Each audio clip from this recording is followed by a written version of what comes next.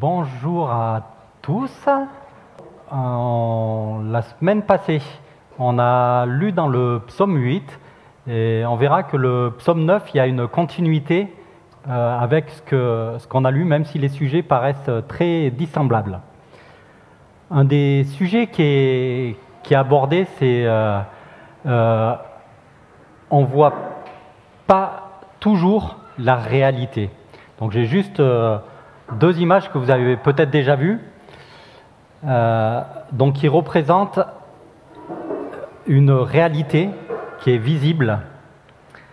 Et en fait, cette réalité qui est visible, elle cache d'autres choses. Donc, c'est un sujet là qui a beaucoup intéressé différentes personnes à travers les âges, le mythe de la caverne, Platon, Kant, qui a dit aussi « Nous ne voyons pas le monde tel qu'il est, mais tel que nous sommes ». Et clairement, il y a des choses qu'on voit, qu'on s'attend à voir, et d'autres qu'on ne voit pas, et pourtant qui sont réelles. Cette semaine, j'étais en montagne, et Josué nous avait invités à vraiment nous réjouir, à louer Dieu. Et effectivement, j'ai loué Dieu pour sa création. La puissance de Dieu, la grandeur de Dieu se voit à travers sa création, à travers ces montagnes. Et pour ça, je l'ai loué. Dans le psaume qu'on va lire aujourd'hui, c'est pas ce qui se voit qui amène le psalmiste à le louer. C'est autre chose. Et donc on va lire ce psaume 9. C'est à la page 499. Psaume 9. Un cantique de David dédié au chef de chœur, à chanter avec accompagnement de hautbois et de harpe. Je te louerai, ô Éternel, de tout mon cœur. Je veux raconter tes merveilles. Par toi j'exulte d'allégresse. Je te célèbre par des chants, ô Dieu très haut. Mes ennemis prennent la fuite. Sous tes coups, ils vont trébucher. Ils vont périr devant ta face. Tu m'as rendu justice. Tu as défendu mon droit. Quand tu as siégé sur ton trône pour juger selon la justice. Tu as menacé les peuples païens, mais tu as fait périr le méchant et effacé son souvenir pour que toutes les générations, plus d'ennemis, ils sont ruinés à tout jamais. Car tu as renversé leur ville, le souvenir en est perdu. L'Éternel siège pour toujours. Voici, il a dressé son trône pour exercer ses jugements. C'est lui qui gouverne le monde avec droiture et équité, qui prononce le jugement avec justice sur les peuples. Oui, l'Éternel est un refuge pour ceux que l'on opprime, un lieu fort en temps de détresse. C'est pourquoi ceux qui te connaissent ont placé leur confiance en toi. Car toi, jamais tu ne délaisses, ô Éternel, celui qui se tourne vers toi. Célébrez par des chants l'Éternel qui siège en Sion, et proclamez parmi les peuples ses hauts faits. Car il poursuit les meurtriers et se souvient de leurs victimes. Jamais il n'est indifférent aux cris des opprimés. Éternel, aie pitié de moi. Vois l'affliction où m'ont réduit ceux qui me vouent leur haine. C'est toi qui me fais remonter des portes de la mort, pour que je publie tes louanges aux portes de ceux qui habitent la ville de Sion, et que je sois dans l'allégresse pour ton œuvre de délivrance. Les peuples païens tombent dans la fosse qu'ils avaient creusée de leurs mains. Leurs pieds se prennent dans le piège qu'ils avaient tendu en cachette. L'Éternel a montré qui il était. Il a fait justice. Et il prend le méchant à son propre filet. Que les méchants s'en aillent au séjour des morts. Tous les peuples païens qui ne se soucient pas de Dieu. Mais Dieu n'oublie pas à jamais les pauvres.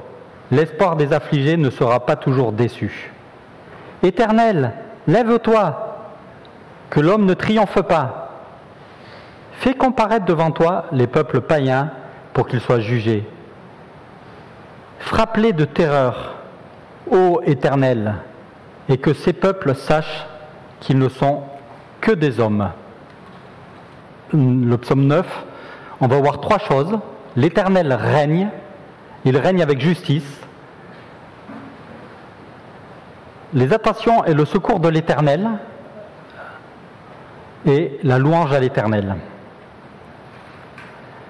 Donc on voit que le psaume 9 annonce comme une vérité que l'Éternel règne. Aujourd'hui, ce n'est pas forcément quelque chose dont on a conscience, et pourtant, Dieu est là, il est hors du temps, il est hors du temps humain. Les actes de Dieu, tout ce qu'il a fait, les conséquences de ce qu'il a fait, sont éternelles, non limitées dans le temps. On peut se souvenir qu'un jour est comme 1000 ans aux yeux de l'Éternel. Avec le psaume 9, David présente la vision de Dieu qui règne pour toujours et qui juge le monde, avec justice, droiture, et notamment au bénéfice de ceux qui le suivent.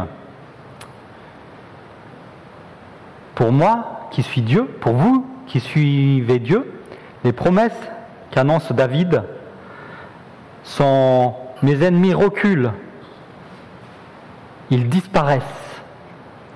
Même les ennemis disparaissent. Ils sont réprimandés, détruits, effacés. L'ennemi n'est plus. Donc l'ennemi a disparu. L'accent est porté particulièrement sur la justice de Dieu dans ce passage, sur sa droiture.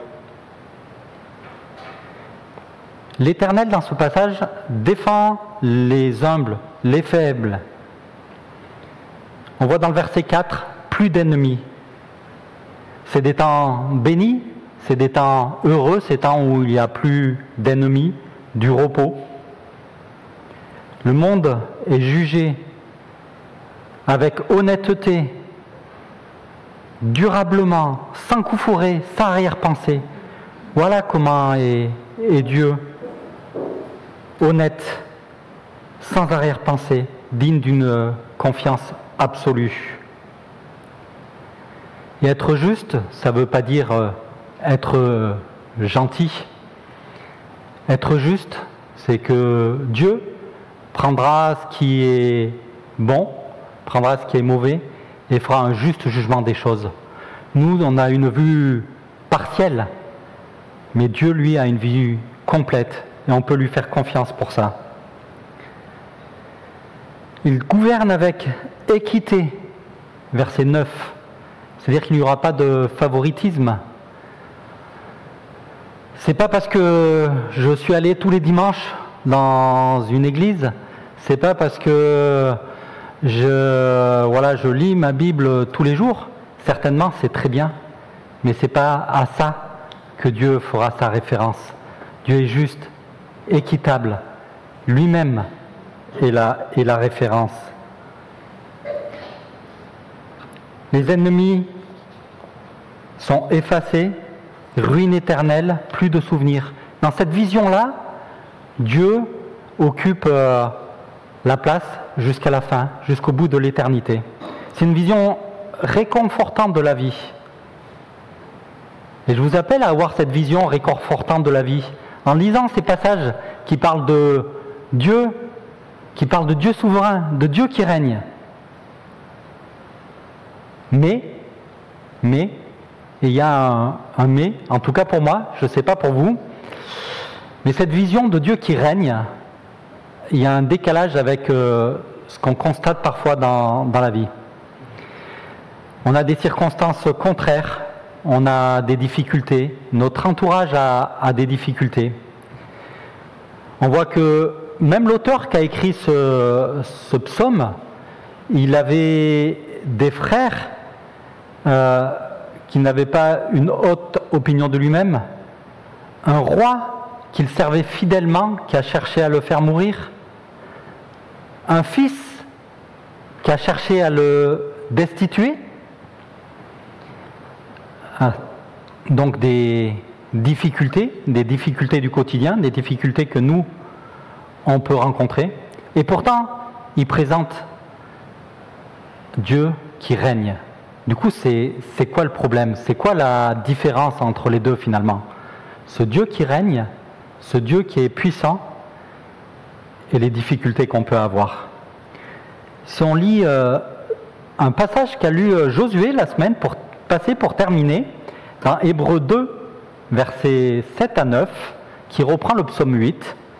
Il est dit, tu l'as abaissé, en parlant de Jésus, pour un peu de temps au-dessus des anges. Tu l'as couronné de gloire et d'honneur, et tu lui as donné la domination sur ce que tes mains ont fait. Tu as mis tout sous ses pieds.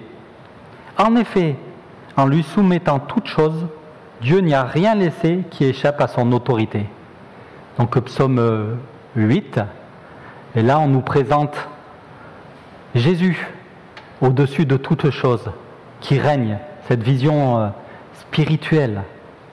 Et le verset se termine, maintenant pourtant, nous ne voyons pas encore que tout lui soit soumis.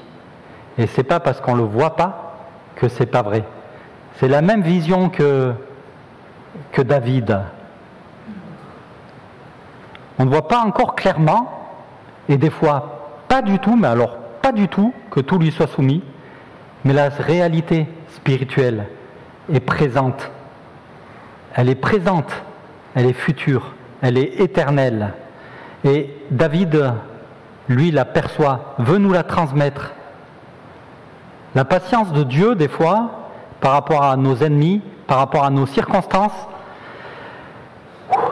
elle est dure. Et elle dure. Elle dure un peu plus que nous, on aurait aimé.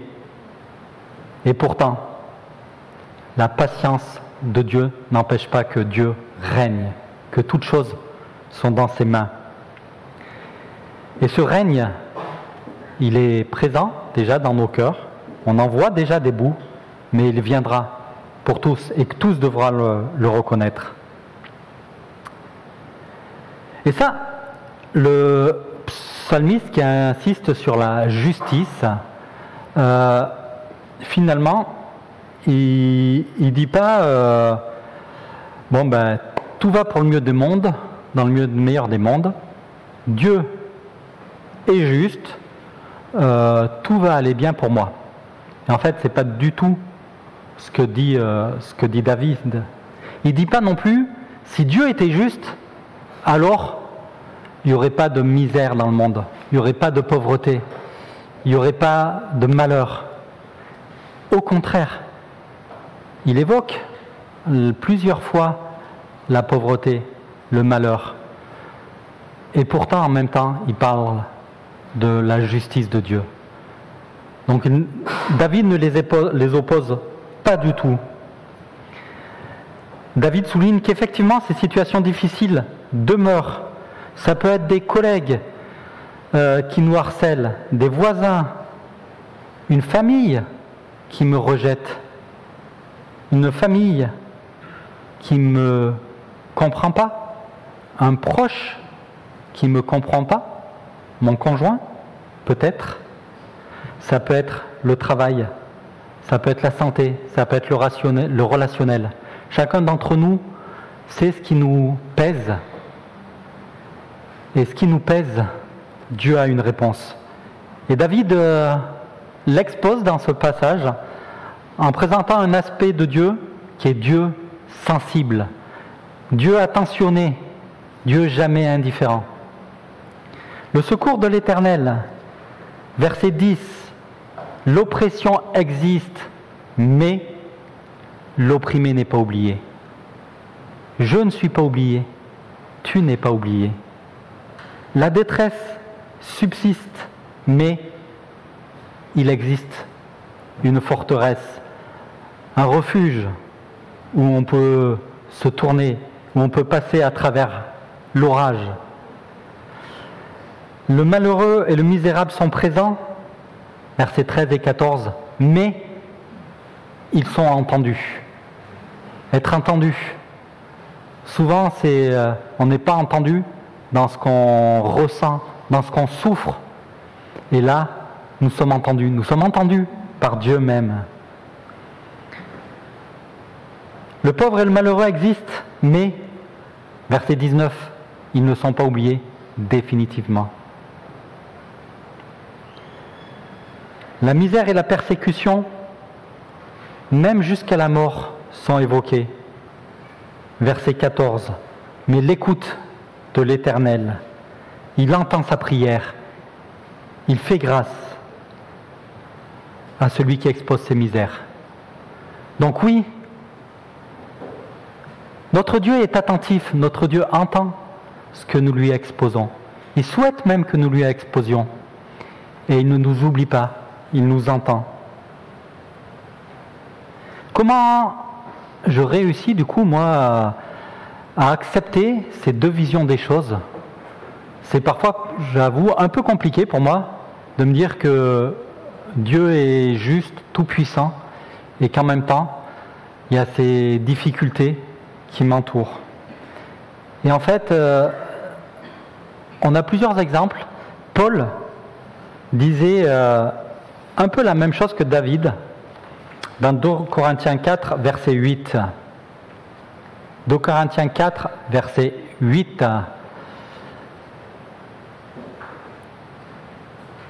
Donc, Paul dit « Ainsi nous sommes accablés par toutes sortes de détresse, et cependant jamais écrasés. Nous sommes désemparés, mais non désespérés, persécutés, mais non abandonnés, terrassés, ça va encore plus loin, mais pas anéantis, mais pas anéantis. » Et voilà, c'est un peu ce que David aussi expose, des difficultés, mais pas anéantis, pas terrassés. Comment je peux accepter ça? Pour moi, je disais que c'était un peu compliqué à conjuguer ces notions. David donne dans ce psaume, au verset 11 un peu, c'est le passage central du psaume.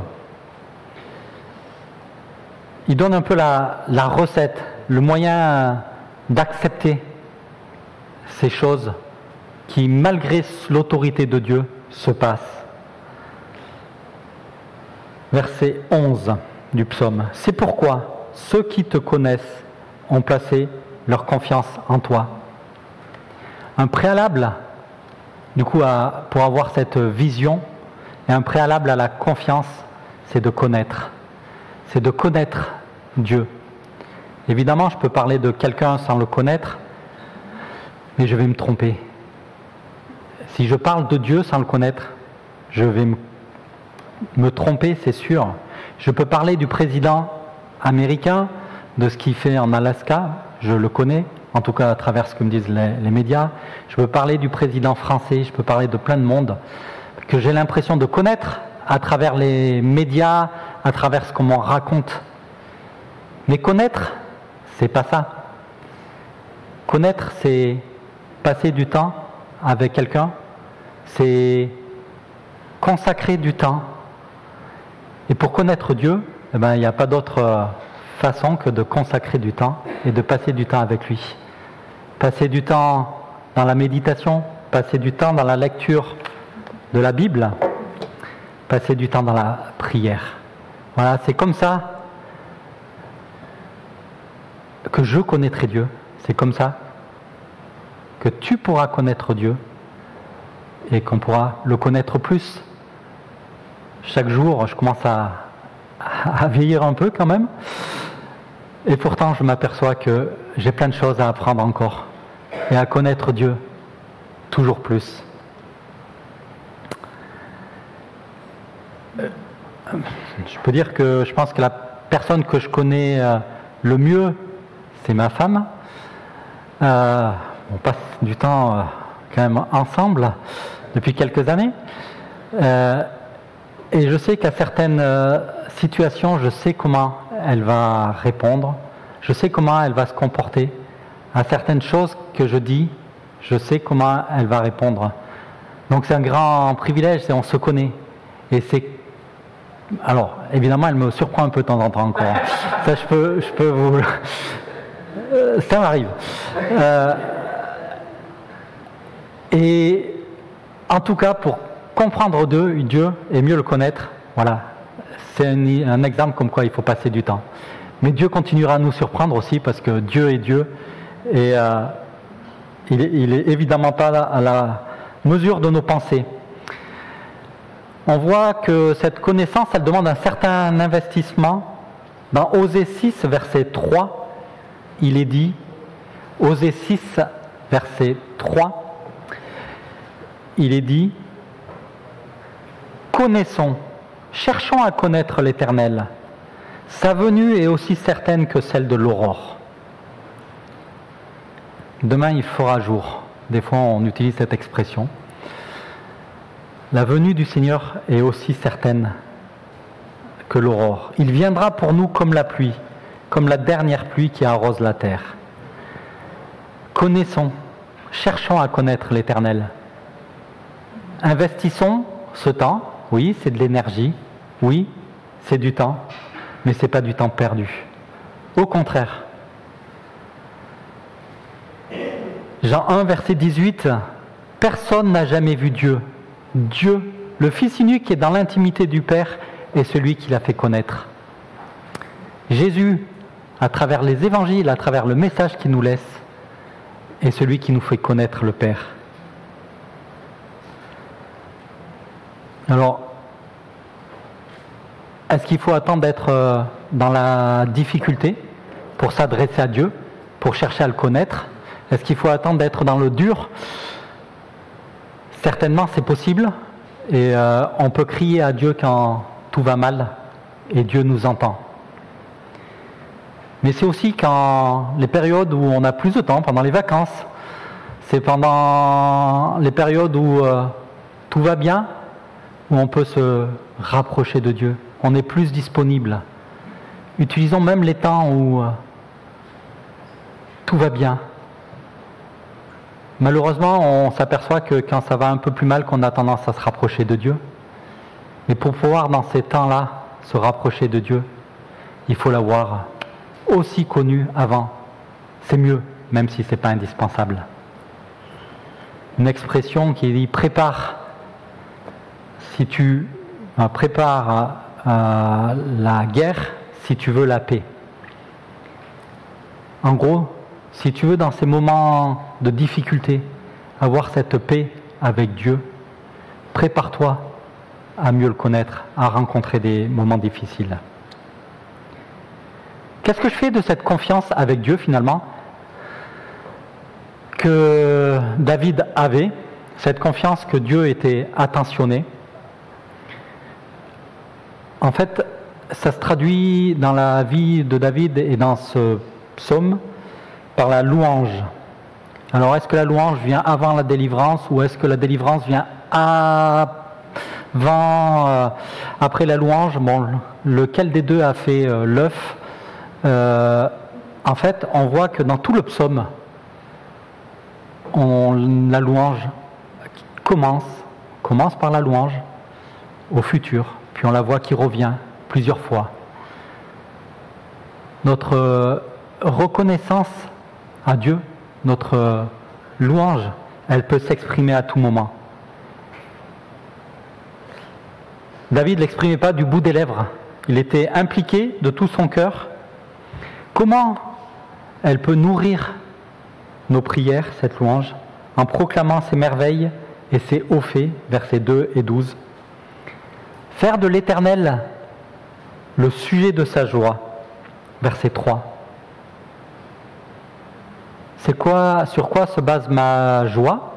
Sur le fait d'avoir passé de bonnes vacances, d'avoir vu un super paysage de montagne, certainement, mais surtout d'avoir vu Dieu à travers ce paysage. Ma joie se base sur la relation avec Dieu. Du coup, je deviens moins sensible aux circonstances externes. Je ne dis pas que les circonstances externes ne me touchent pas. Au contraire, elles peuvent parfois me toucher. Mais je sais que j'ai une vision autre que celle de la réalité et de la circonstance présente. Dieu m'entend. Dieu prend soin de moi. Dieu est attentionné.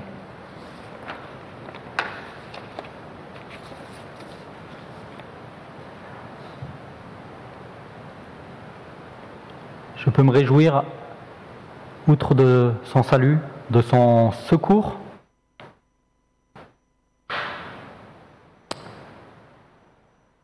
Dieu prépare des issues.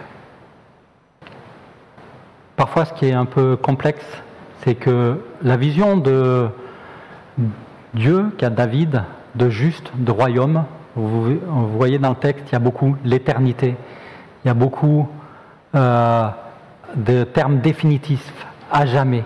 C'est une vision globale, hors du temps. Nous, notre vision, elle est plus partielle, elle est plus dans des temps réduits. Et ce secours que Dieu nous accorde, des fois il est dans des délais longs, dans des délais très longs. C'est pour ça que c'est un peu difficile. Et Jésus-Christ disait à ses disciples qui se réjouissaient d'avoir fait descendre la foudre sur un village, il leur disait, mais c'est pas de ça qu'il faut vous réjouir. C'est pas d'avoir cette puissance, cette relation avec Dieu. C'est de me connaître. C'est d'être en relation avec Dieu. Réjouissez-vous de ce que vos noms sont écrits dans le livre de vie. Voilà de quoi nous pouvons nous réjouir dans les moments où la vie est plus facile, dans les moments où la vie est plus difficile.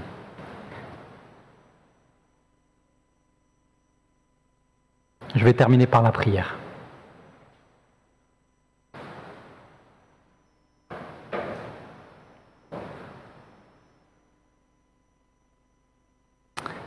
Oui, notre Dieu, nous voyons pas toujours derrière les apparences que tu es aux commandes, que tu es celui qui est au-dessus de toute chose. Nous ne voyons pas que tout est soumis, mais nous savons que tu es au contrôle, nous savons, et nous voulons le croire, nous voulons le vivre.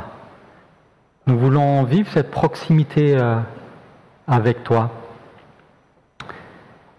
Merci parce que ce Dieu juste, ce Dieu souverain, ce Dieu droit que tu es aussi un Dieu attentionné, un Dieu qui nous voit, qui écoute, qui nous prend en compte.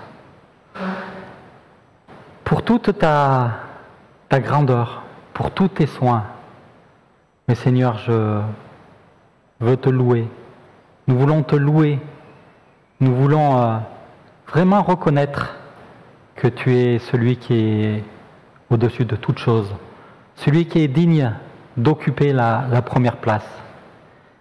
Nous voulons te demander aussi que ce ne soit pas que des mots, mais que ce soit vraiment notre vie de tous les jours, notre vie qui repose cachée en toi, en pleine confiance avec toi. Amen.